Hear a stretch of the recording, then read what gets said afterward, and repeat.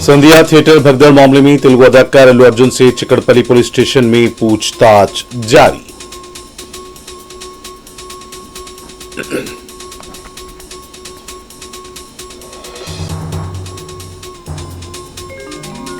दिल्ली के कालुंदी कुंज इलाके में मुबैना गैर कानूनी बांग्लादेशी तारिकीन वतन की तलाश के लिए मुहिम।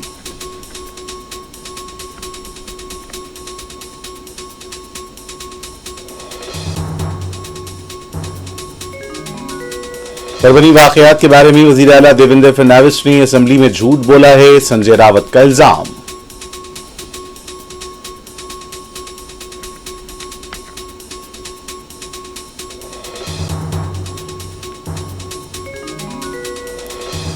पार्लियामेंट में जय फलस्तीन का नारा। बरेली की अदालत में सदर मजलिस बैरिस्टर ओवैसी को दी नोटिस, 7 जनवरी को हाजिर होने की दी हिदायत।